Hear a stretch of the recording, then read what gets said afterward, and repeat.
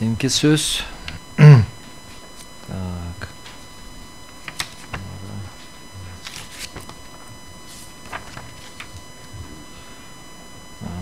Так.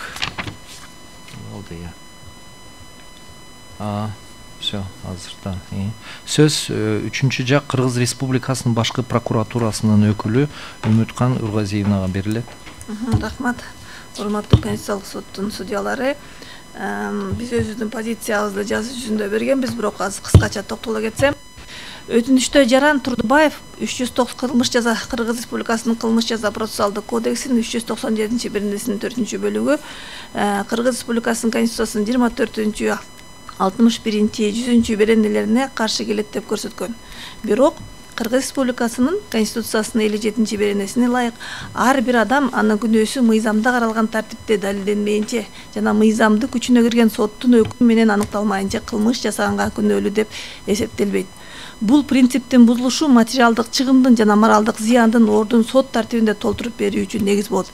Ал эми тергөө судьясы айыпталуучунун күнөөлүү же күнөөсүз экендиги жөнүндө маселени чечпейт. Демек, ал жүргүзүүчү сотту контроль сот бийлигинин баарынан мурда сотко чейинки өндүрүш стадиясында инсандын бузулган укуктарын жана мыйзамдуу кызыктыктарын токтоосуз калыбына келтирүүгө багытталган өз алдынча функция болуп саналат. Өтүнүштө Кыргыз Республикасынын кылмыш жаза процессуалдык кодексинин 397 беренесинин 4-бөлүгүндө тергөө судьясынын токтому апелляциялык тартипте даттанышы мүмкүн. Тергөө судьясы токтомуна даттануу укугу шектүүгө, айыпталуучуга, алардын адвокаттарына, прокурорго, ошондой эле мүлкү камакка салынган жактарга таандык деген норма жабырлануучу сот чечимдерин даттануу укугун бузууга алып келет деген жүйөсү негизсиз. Анткени бөгөт коюу чарасын колдонуу үчүн негиздер болуп, айыпталуучунун тергөөдө же соттон жашырынып кетүүсү, же болбосо күбө же кылмыш жаза сот өндүрүшүнүн башка катышуучуларына коркунуч келтирүүсү, далилдерди жок кылуусу, башка жол менен тергөөнүн жана ишти сотко териштүүнүн объективдүү жүргүзүүгө тоскоолдук кылуусу, же болбосо кылмыштуу иш менен алектенүүнү улантуусу жөнүндө болжоого үчүн тергөөчү, прокурор, тергөө судьясы жана сот өздөрүнүн ыйгарым укуктарын чектеринде бул адамга карата Кыргыз Республикасынын кылмыш жаза процессуалдык кодексинин 104-беренесине каралган бөгөт коюу чараларын берен колдонушат. Ал эми шектүүнүн же айыпкердин күнөөсү далилденип, айыбы угузулганга чейин жабырлануучу тарабынан ага карата канчалык деңгээлде баш коргоо чарасы туура тандалгандыгы чечүүгө жол берүү менен суроонун мынтип жөнгө салуусун көйгөйдүн өзөгүн чечпестен кайра көптөгөн суроолордун жаралышына алып келет. Өзгөчө укук корголуучулар укукка ченемдик мамиле жасоону көрүп турганда мыйзамдардагы ченемдердин формалдуу түрдө бекитилүү милдеттүүлүгүнүн өзү топ экен.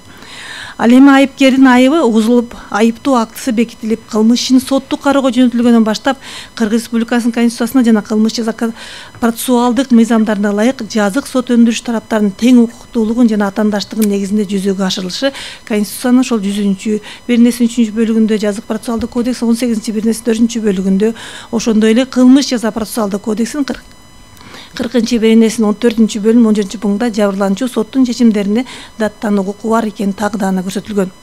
Кылмыш жаза процессуалдык кодексинде көрсөтүлгөн процессуалдык аракеттердин алкагында тергөө судьясы сот бийлигин жүзөгө ашыруунун формасы жана функциясы болуп, соттук контролду жүзөгө ашырат жана адамдын укуктарын коргоонун бузулушун болтурбоого да, камсыз кылууга да багытталган.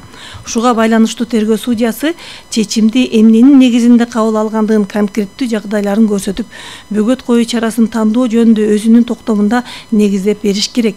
Тергөө судьясына бөгөт коюу чарасын тандоодо шектүүгө карата туура баа берүү милдети жүктөлгөн тергөө судьясына.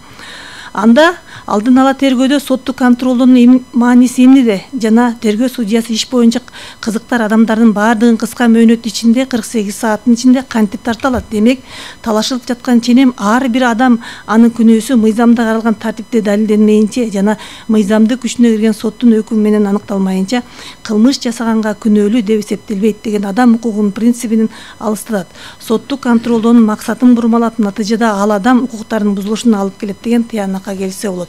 Жогорудагылардын негизин эске алуу менен Кыргыз Республикасынын башкы прокуратурасы Кыргыз Республикасынын кылмыш жаза процессуалдык кодексинин 397-беренесинин 4-бөлүгү Конституцияга карама каршы келбейт деген позицияны колдойт. Суроолор болсо жооп берейин.